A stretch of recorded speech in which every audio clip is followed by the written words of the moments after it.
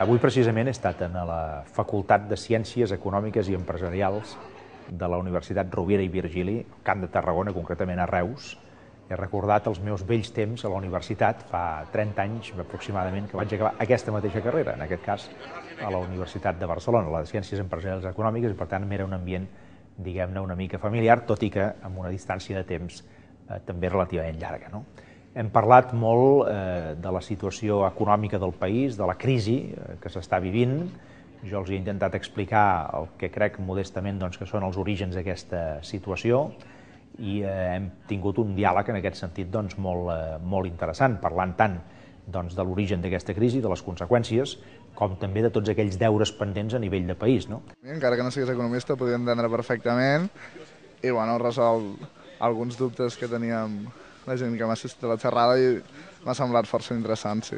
Jo soc estudiant de dret i en tema d'economia he de dir que vaig una mica fluixa, però ha estat una xerrada molt coherent i per mi molt enriquidora, amb mesures molt positives pel país i crec que per tots. Bé, que estic d'acord amb el que he dit i amb la resposta que m'ha donat, doncs francament he dit que positiva. Bé, el tema és una mica el que ens parlen ara cada dia, no? Ja més o menys ja se sap, però la manera que ho ha explicat i els exemples que ha donat ho ha fet també més entenedor i ens ha donat una altra visió també de la situació.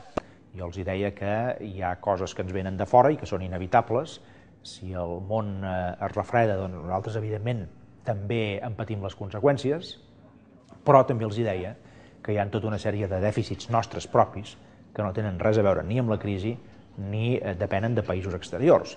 Els dèficits de formació, de l'escola primària i secundària, del nostre model educatiu, això no té res a veure amb la crisi, ni amb els Estats Units, ni amb França, ni amb Anglaterra, té a veure amb nosaltres i era una assignatura que ja la teníem pendent.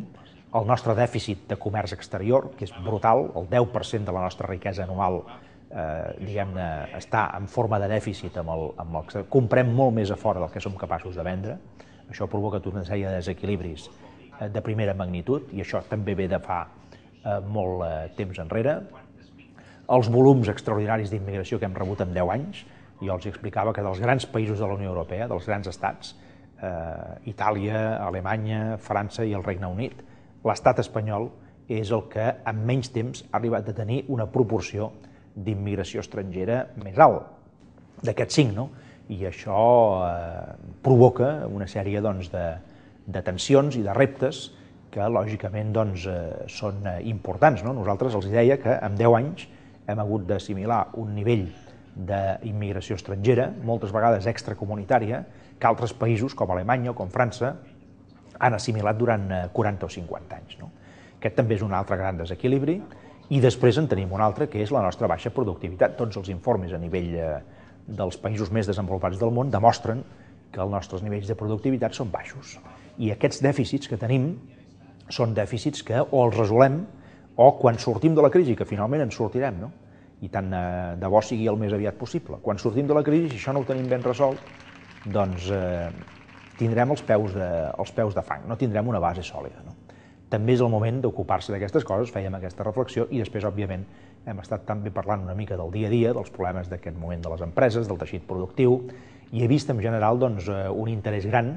Hi havia la classe desbordada, hi havia gent de peu, vol dir que la gent jove del nostre país també té en aquest moment una inquietud i un interès molt clar per tot aquest tema de l'economia, per tot el tema del món de l'empresa, del teixit productiu, de la feina. Són persones que d'aquí relativament poc temps es trobaran enfront de la necessitat d'haver de trobar una feina ells mateixos i per tant són gent que els he vist molt sensibles i molt volcats, per dir-ho així, molt orientats a entendre el que està passant i en el seu moment suposo que posar-hi el seu gra de sorra per poder que el nostre país i ells mateixos individualment puguin anar endavant com sempre hem volgut.